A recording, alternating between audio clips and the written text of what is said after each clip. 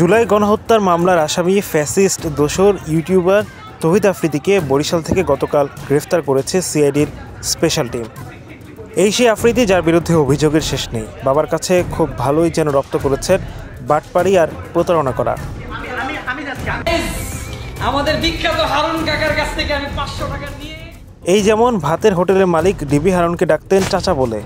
মাঝে মধ্যেই ফ্যাসিস্ট দোসর হারুনের সাথে তাকে দেখা যেত বিভিন্ন কন্টেন্ট তৈরি করতেও। আওয়ামী শাসনামলে বিভিন্ন সেলিব্রিটি মডেলদের তৎকালীন মন্ত্রী থেকে আমলাদের উপঢৌকন হিসেবে পাঠাতেন আফ্রিদি। তার বিনিময়ে বাগিয়ে নিতেন সরকারি দপ্তরের বিভিন্ন বড় বড় সব কাজ। উঠতি সব মডেলদের তারকা বানানোর লোভ দেখে অনৈতিক কর্মকাণ্ডের যেন র্যাকেট তৈরি করেছিল আফ্রিদি। আর মানবতার ফেরিওয়ালার মুখোশের আড়ালে তো মানুষকে সাহায্যের নামে টাকা তুলে সেই টাকা নিজের পকেটেই পড়েছেন বহুবার।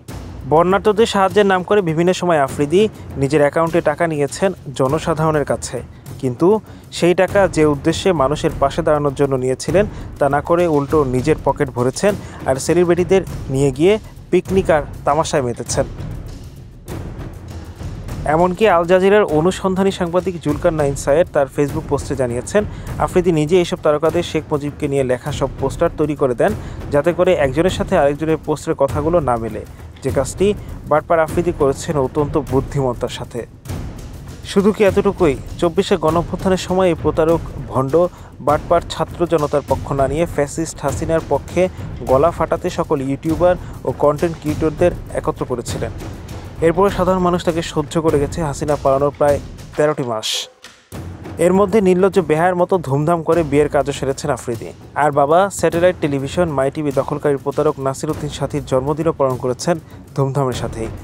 তার যেন কোনো অনুশোচনা বা অনুতপ্ততা নেই।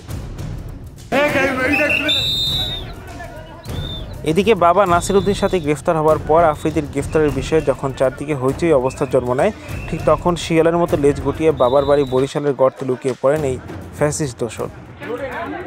আর পুলিশের হাতে ধরা পড়ার পর মঞ্চায়িত করেন এক সিনেমেটিক ড্রামা। তিনি পালাননি, এসেছিলেন দাদার কবর জিয়ারত করতে, আবার কসমও করেন পবিত্র কোরআন শরীফের।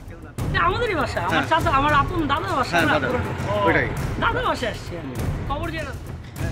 ভণ্ডামি আর প্রতারণা যে কত ধরনের হতে পারে তা যেন শেখা উচিত আফ্রিদি আর তার পরিবারের সদস্যদের কাছে। অভিনয় নিঃসন্দেহে চ্যাম্পিয়ন ওরা। অবশেষে পুলিশের জালে কট এই মানবতার ফেরিওয়ালা আড়ালের মুখোশধারী ভয়ঙ্কর প্রতারক আফ্রিদি।